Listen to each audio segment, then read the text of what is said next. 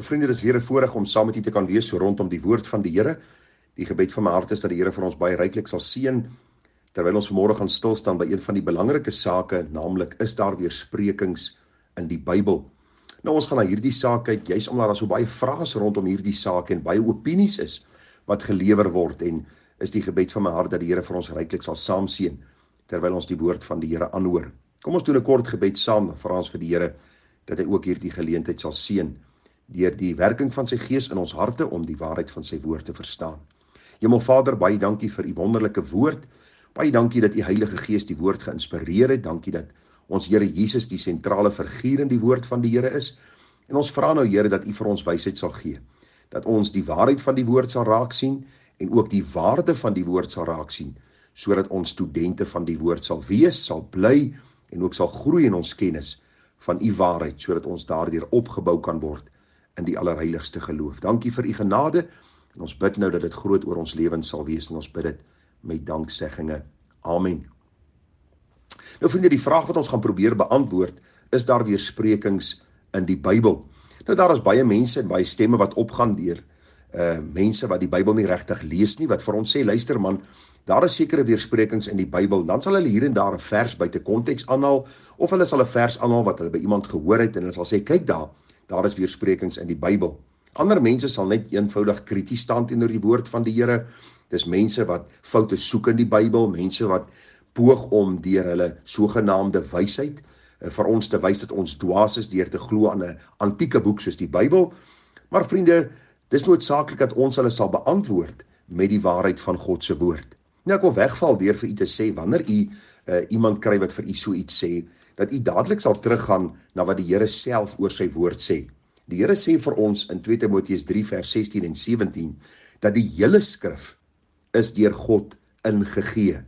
Daar is 66 boeke in die Bybel, begin by Genesis tot by Maleagi is die Ou Testament, 39 boeke, en dan Matteus tot Openbaring 27 boeke, en die Bybel sê vir ons, die hele skrif is deur God ingegee.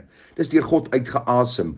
God het menslike skrywers gebruik om die woord wat hy in gedagte gehad het, neer te laat pen. So, met ander woorde, die hele skrif is deur God ingegee. Nou sê die Bybel, dis nuttig tot ons lering, tot weerlegging, tot regwysing, tot onderwysing in die geregtigheid, sodat die mens van God volkome kan wees, vir elke goeie werk volkome toegerus. So God gaan nie vir ons 'n boek gee, vol weersprekings, en dan sê hy, hierdie boek is deur hom ingegee, en hierdie boek is nuttig vir ons geestelike groei nie. So iewers is daar 'n probleem, en die probleem kan nie by God lê nie, want God is onfeilbaar, God is alwetend, God kan homself nie weerspreek nie, hy kan nie op een plek iets sê en op 'n ander plek dan iets anderste nie. So die probleem lê nie by God nie, die probleem lê by die mens en by die verklaring van sy woord. En daarom gaan ek vir een van die gunsteling verse in die Bybel deurgee, wat hierdie mense gebruik om te sê, God se woord weerspreek homself, en ek gaan vir uit die Bybel bewys dat hierdie nie die waarheid is nie. Nou die gunsteling 2 verse wat hulle gebruik, kom daar in die poëtiese boek na vore, die boek Spreuke. Nou as ons kyk na die Spreuke, vriende, dan sien ons, daar is so plus minus 800 spreuke in die boek Spreuke opgeteken. Dis spreuke van Salomo en hier en daar van 'n ander persoon ook saamgestel in die boek Spreuke, en elkeen het eintlik in sy reg 'n verklaring. En daarom moet ons vanmôre ook bietjie kyk na wat die Bybel vir ons leer uit hierdie 2 verse. Nou die vers 4 in Spreuke 26 sê, antwoord 'n dwaas nie na sy sotheid nie, sodat jy ook nie net soos hy word nie. En dan sê vers 5, antwoord 'n dwaas na sy sotheid, sodat hy nie wys is in sy eie oë nie. Nou, op die oog af lyk dit na weerspreking. Vir die eenvoudige mens sal hy nou sê, maar luister, dit klink vir my of die Bybel teen homself praat. Maar vriende, as ons die konteks van die boek Spreuke en dan ook hierdie hoofstuk in gedagte neem, en dan ook dit vergelyk met die res van die Bybel, dan kom ons eintlik gou agter wat Salomo vir ons wil kom leer uit die boek Spreuke, en dan in besonder ook hoofstuk 26 en hierdie 4de en 5de vers. Nou die eerste vers sê, antwoord 'n dwaas nie na sy sotheid nie, sodat jy ook nie net soos hy word nie. Nou vriende, as ons die Joodse Talmud gaan lees, dan sien ons dat die Joodse Talmud vir ons sê, dat hierdie vers gaan eintlik daaroor, dat ons eintlik 'n dwaas in sy dwaasheid moet ignoreer, as hy dwaase uitsprake maak. Kom ek gebruik 'n eenvoudige voorbeeld of 2.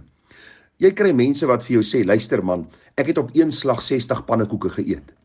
En dan antwoord ek nie 'n dwaas na sy sotheid nie, want ons weet dat geen persoon die vermoë het om 60 pannekoeke op 'n slag te eet nie. Of mense sal vir my sê, luister, ek slaan 'n golfbal 400 meter ver. En ons weet, geen golfbal word 400 meter ver geslaan nie. So dis algemene uitlatings wat iemand maak in sy dwaasheid en hy probeer spog, maar eintlik in sy groot pratery sê hy sulke klomp nonsens dat 'n mens nie eens nodig het om hom te antwoord daaroor. En dis algemene uitlatings wat mense maak waar hulle eintlik heeltemal oordryf in wat hulle sê, en almal wat om jou staan weet dat hierdie man praat eintlik nonsens. Hy word as 'n dwaas gereken want sy woorde verklap eintlik die eenvoud in sy hart dat hy homself glo in hierdie dwaase uitlatings wat hy maak. Nou aan die ander kant sê vers 5 vir ons, antwoord 'n dwaas na sy sotheid sodat hy nie wys is in sy eie oë nie. Somstyds kom daar kere, vriende, wanneer iemand 'n dwaase uitspraak maak dat ons hulle moet antwoord. Dis eintlik wat die Bybel vir ons leer.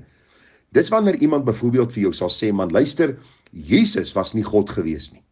Dan kan ons nie net stil bly daaroor nie. Dan kan ons nie net maar sê, ag, hierdie man praat groot en hy maak klomp dwaase uitlatings nie. Dan moet ons uit die woord van die Here hom antwoord in die geselskap om vir hom te wys, luister, die Bybel sê vir ons, God se woord verklaar vir ons dat Jesus God is, dat hy gebore is uit die maagd. So met ander woorde, wanneer iemand 'n uitspraak maak wat lynreg teen die woord van die Here is, of 'n uitspraak maak wat mense se geloofskade kan doen, of 'n uitspraak maak waar hulle een of ander iets van die godheid aantas, of van die volmaaktheid van die Here Jesus Christus, of van die heerlikheid van God die Vader, het ons nodig om hulle te antwoord en ook hulle sotheid aan te spreek op 'n Bybels verantwoordbare manier. Dis maar eintlik die eenvoudige verklaring van hierdie twee verse. Dis nie 'n weerspreking nie, maar om die wysheid te hê wanneer om 'n dwaas nie te antwoord nie, wanneer die uitlatings maar eintlik sottelike uitlatings is, goeters wat hy sê wat almal in die gehoor weet en almal wat deel is van die gesprek weet, hierdie man praat nou sinnelose goed. Maar aan die ander kant het ons nodig om 'n dwaas te antwoord wanneer hy dinge sê wat lasterlik is, wat lynreg teen God se woord is, dinge wat onbybels is en dinge wat mense se geloof skade kan aandoen. So dis die eenvoudige verklaring van hierdie twee verse, en as 'n mens maar net die konteks van die Bybel gaan dophou, dan sal 'n mens agterkom, as iemand net die Bybel gaan lees, sal hy gou agterkom, die Bybel weerspreek hom nie self nie, maar die Bybel leer ons juis wysheid, want die boek Spreuke is 'n boek waarin wysheid geleer moet word. Wysheid om te onderskei wanneer jy iemand moet antwoord en wanneer jy eerder moet stil bly. Daar is 'n pragtige gesang wat in die gesangebundel na vore kom, wat handel oor die woord van die Here. Ek lees vir jy 'n vers of 2 om jou af te sluit. Gesang 306 sê, woord van God, woord van die lewe, woord vir ewig vas en waar, woord onfeilbaar en verhewe, waarin God hom openbaar, woord betroubaar vas en waar, deur miskenning, deur gevaar, wat sou ons dan ooit laat bewe, in die woord het ons die lewe. Vers 4 sê, juig dan in die selfverklaring, waaruit God se raadsplan blyk. Wonderbaar die heilservaring, ons is diensbaar in sy ryk. Wil o Gees, dat ons getrou op die woord van woorde bou. Helder is u heilsverklaring, enig in sy openbaring. Ek wil vanmôre vir jou vra, as jy die een is wat sê die Bybel weerspreek homself, as jy jou ore uitleen vir die dwaase deur te sê, luister, die Bybel is maar net nog 'n boek soos 'n ander boek, en die Bybel kan nie vertrou word nie, dan wil ek jou vra dat jy jou dwaasheid sal bely, dat jy jou sonde voor God sal bely, dat jy sal roep om genade, dat jy die Bybelboek sal oopmaak en begin om lees van Genesis, dwars deur tot Openbaring, en vra, o Gees van God, openbaar u self aan my, deur die waarheid van u woord, sodat ek wysheid kan verkry. Wysheid in die eerste plek, om te verstaan hoe sondig ek is, hoe heilig u is, hoe u deur die waarheid van die woord u self kom openbaar het, as die redder van 'n sondaar, sodat ek in u lewe en lewe in oorvloed kan verkry. Ag vriende, daar's baie boeke geskryf oor die saak. Ek dink aan die boek van Josh McDowell, Evidence That Demands a Verdict, waarin hy ook vir ons skryf oor waarom ons die woord kan vertrou met ons hele wese. Want die betroubaarheid van God se woord is die betroubaarheid van God self. Geen weersprekings nie, deur God se Gees geïnspireer, sodat ons as mens volkome kan wees vir elke goeie werk volkome toegerus. Mag die Here u ryklik seën en mag hy u opbou in die allerheiligste geloof. Seën vir u groete en 'n mooi dagie verder. Tada.